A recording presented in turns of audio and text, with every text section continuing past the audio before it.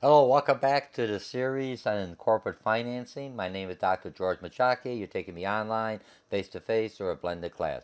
Today we're going to be talking about a continuation. Last chapter 14, we talked about capital finance, capital way of getting money, for lack of better words, by equity financing. That means bringing shareholders in.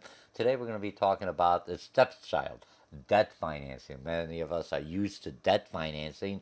We buy a mortgage, a house on a mortgage. We use credit cards to buy the stuff that we want, and we do what else? We buy our cars. We buy. Sometimes we even use credit to take people out for families or for vacation. So basically, when you're using debt financing, you're taking future earnings and you're spending it now because you think it's a benefit for you, either because the money is inexpensive, like the interest on loans may be down compared to what it would have been 4 or 5 years ago. So in essence, you're using debt, DEPT, to finance your operation because the money is inexpensive, very either 0% or maybe 1 or 2% or 5% equivalent. So you're looking at that. Hey, I get it for 5% now through inflation. Looking at the net present value, but taking it in the future, I'm better off taking a loan out now to complete my venture, or take my student get my college because interest rate is lower now, and then in the future when inflation catches up with it, I am better off doing it now than later on in the future when the interest rate is higher up. Okay, in a nutshell. So I'm going to try to keep this under half an hour. Remember, you read the book. You got the book there. Look at the videos that the publisher provides. Read the chapter material. We already discussed this in securities a few some past chapters. This just going to be a quick overview for your major project, the paper you're doing for me and my class. You've got a company that's going down.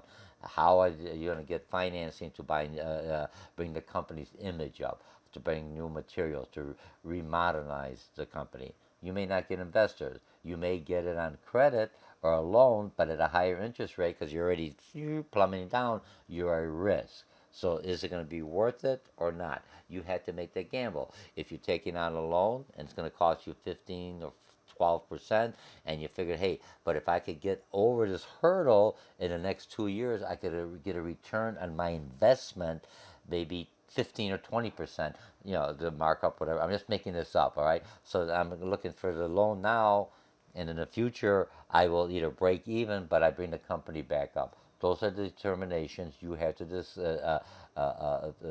come up with some scenarios and coming up to how am I going to finance the reorganization of my company because my company is going down. That's one thing. The other thing is your company is doing well. I've got the money, but should I use my money that I'm getting like maybe 12% in a foreign investment in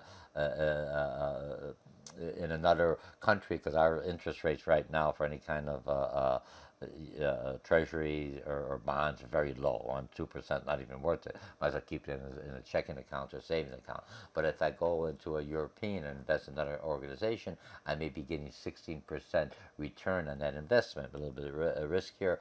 But if I use my money, that's money I used up. So if I could get a loan for 2, 3, 5%, it's still cheaper utilizing their money and keep my money that I have uh, uh, for a return on that investment. You see, so you're taking a balance. It's equal if you don't have no choice and you take the loan, but you're looking at, do I use my money or do I use the bank's money because it's so cheap to utilize their money? Or I got good credit and I got zero interest or whatever. Okay, so let's talk about debt. That's what we're going to be talking about. I'm going to try to keep it underneath 20 minutes. It's a short chapter. Just a quick refresher. Remember, we discussed this in classroom. You discussed this through your articles and how it ties into that. And let's go on. So here we're going to talk about debt, corporate private debt. All right, the IOUs, a corporate public debt, a bond convenience, and a repayment, and using a financial calculator. Real quick. Okay, so what's debt? In a nutshell, let's see what we have. Debt basically is when I'm taking out a loan, and I'm buying debt or I'm issuing debt, or people are buying my bonds instead of them doing equity or buying shares. They don't have any ownership interest in it. so they can't tell me what to do. They could say, "Here, I'm giving you $1 million, and at the year end, you're going to give me $1,400,000 with interest, whatever." But they're not owners. As long as I meet my obligation, creditors do not have any voting rights, like we talked about in equity financing or shareholders. Interest cost of doing business is taxable. Right now, it's taxable. Remember, I'm old or older, more mature. I'm a baby boomer. I remember when on my credit cards, I could write off that interest as a deduction. They took that away. The new administration, remember, I keep on saying, whether you like Trump or not, what's the administration doing? They're trying to bring this economy out of debt into more of an equity type of a finance. They have the money before you do the project. But so right now I may get some tax breaks on my interest, my cost. But will that go away? Same thing with a mortgage. People buy mortgage as an investment. Property goes up, a place to live in. But then I have a tax deduction to reduce my taxable burden that the government wants me. All right. Now, if they take that away, will I still want to buy the house? Yes. But I may say, hey, why buy the house? I just rent because I want to move. So those are things you have to look at. So I no longer have a tax deduction, but it doesn't mean that it's going to stop me from purchasing my own home or doing something else. Creditors have a legal recourse. Now, here's what happened. When the company goes to a bankruptcy, who gets paid first? The shareholders, the stockholders, or the creditors? The creditors get paid first. So I have a little, if there's any money left, at least I get something. I may get a few pennies on a dollar, or, depends on how much assets a company has. Okay, excess debt can lead to what? Financial distress and bankruptcy. That's where the U.S. government's going. We keep on printing money, more debt, more debt. Right now, the GDP, I think it's like still 15%. GDP, gross national product, is how much money that the dollar's worth. As we pay everything else, the government, our the productivity, we still got 10% that we could still spend on stuff. If it goes like Venezuela, they're past the debt, they're past that point. What are you going to do? They owe more money than they're bringing in. So in that case, what you're going to do, you're going to go bankrupt, you're going to lose everything else, okay? So it could. So you got to look at that balance of how much debt you have. It's okay to, look, in a business, I'm not trying to tell you not to borrow. You have a short-term loan because I got to get inventory, and it still makes sense right now to borrow. But if I got the cash, should I pay it now or take the gamble later? So you have to make those decisions. That's what finance is about. Okay, now let's talk about corporate private debt. Not publicly traded. Remember, this is corporate private. It's something I owe. It's not like I have bonds or anything else. Remember, when we talked about bonds, corporate bonds, those are similar to the Treasury bond. But corporate bonds are IOUs that I have terms and conditions, and then it's basically I could trade it on the secondary market. Falls underneath securities. When we talk about securities for a corporation, we talk about stocks, which everyone knows about. We buy them on the secondary market or buy them at initial public offering, or like we talked last time, we talk about the SOC. I mean, the buying bonds on the secondary market. Okay, so now what you have not bonds, stocks on the secondary market. What I'm looking at now, SE, what do you call it? My mind, seasoned equity offerings. Those are basically IPOs. Initial public offerings goes the first time around. Company gets it, and now they need more stocks, so they go seasonal corporate offerings. Okay, a lot of terms. Just okay. We all get brain freezes. Are we all right? Remember, I don't edit, so I just go forward. It just came to me. All right. So, but anyway, so when I'm looking at this, it's not. So those are traded. So underneath the securities, stocks and bonds are traded from a corporate on the primary market and the secondary market. Okay, we discussed that. I'm not going to go into that.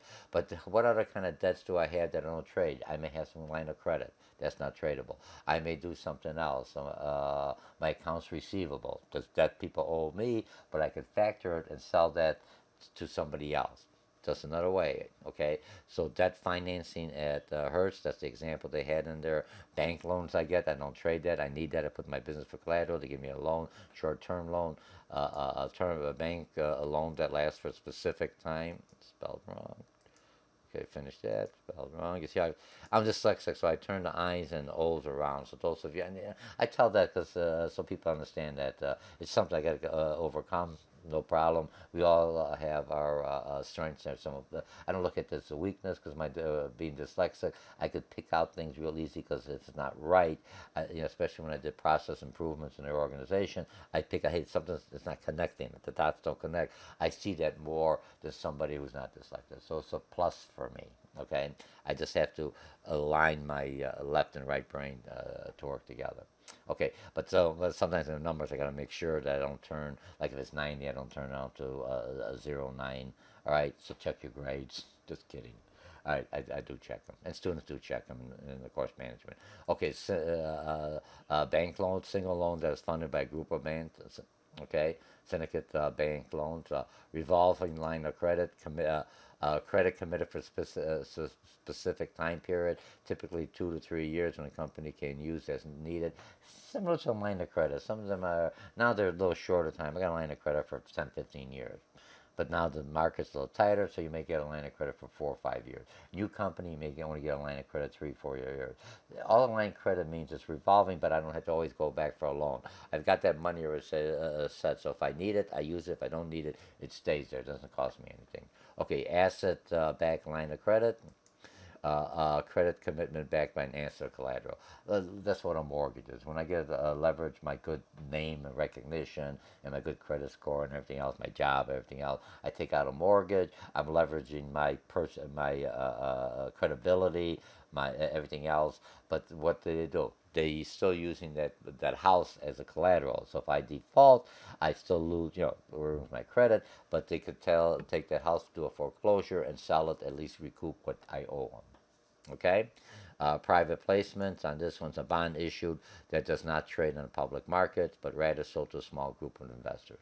It's just you, an IOU. You need some money, and we make something else, but it's not something that is traded in the public market like a regular bond.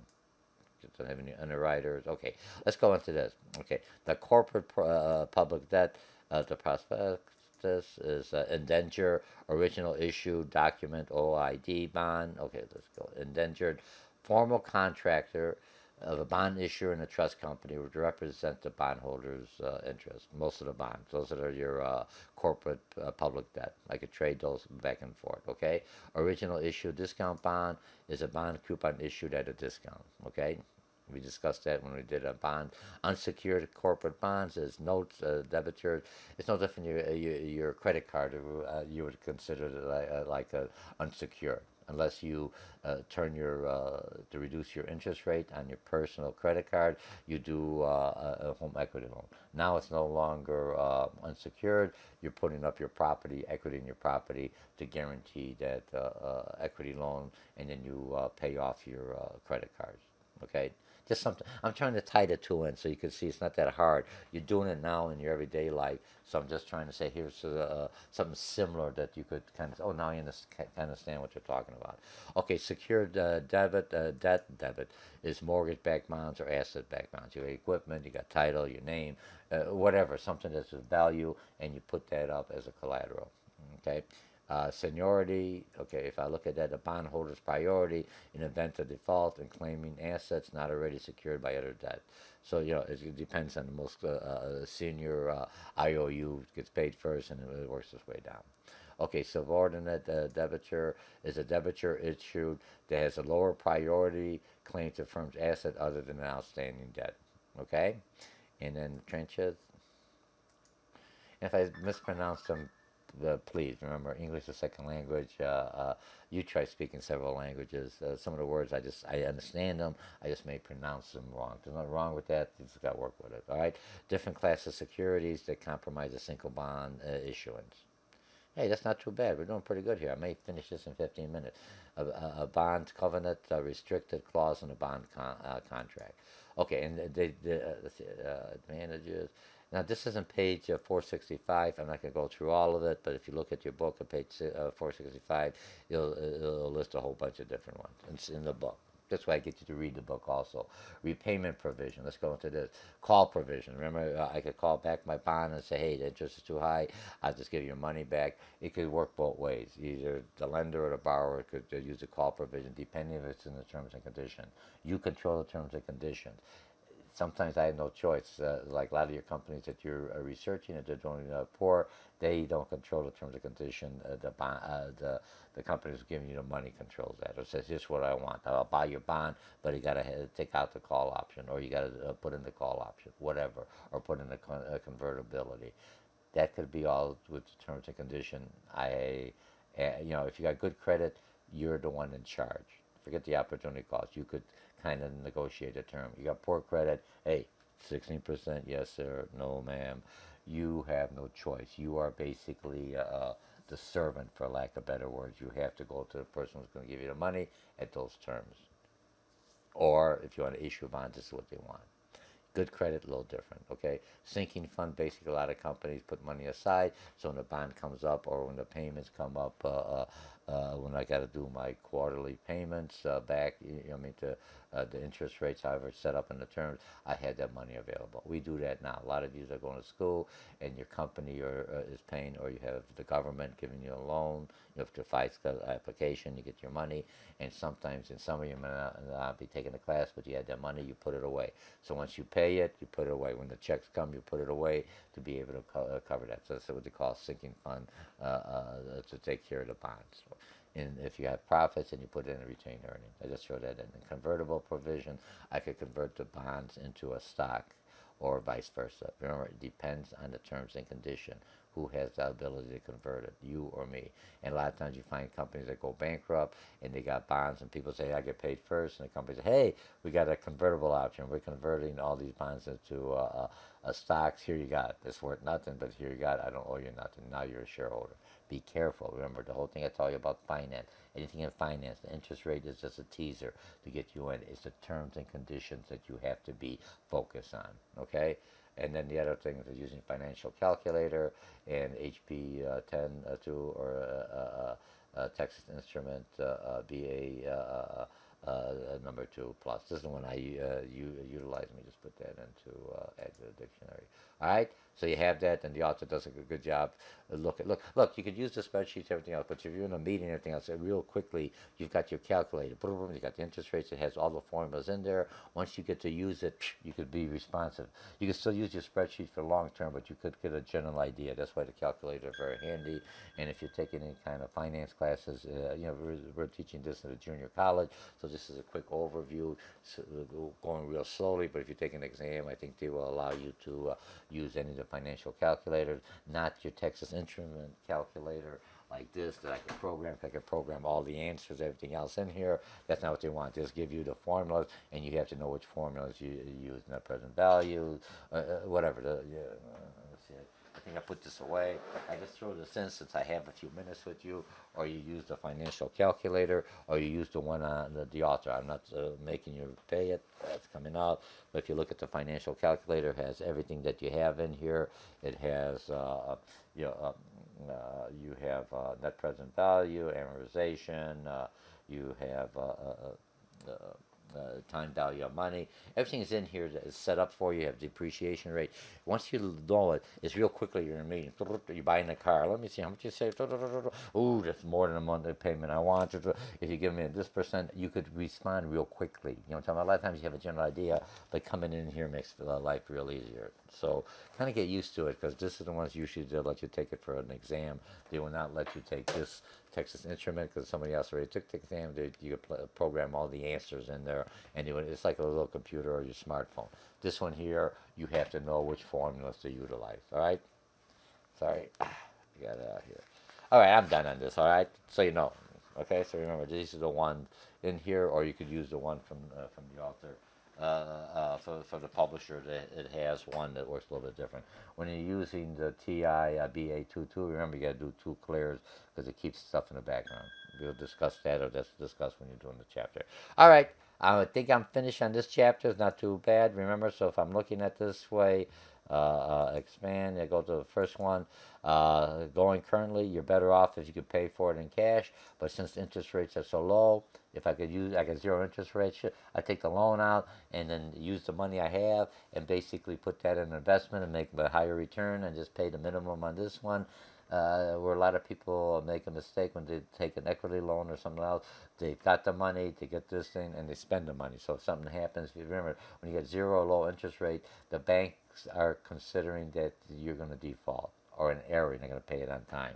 All right, and then it goes up from 0 or 2 to 16, 21%. But if you got the money, just pay it off and say, hey, I'm out of it. So remember, use the money.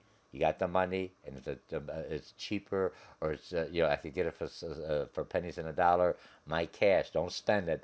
I invest it, so if I have to come back to pay off this debt, I could. But I'm making a higher return on my cash and using somebody else's money on a lower rate because they're just assuming they're taking the risk that something will happen, and either I miss a payment or forget to pay it on time, and they'll jack up the rates because of the terms and conditions. So there's two types of financing for organization: is equity we talked about in chapter 14, and debt.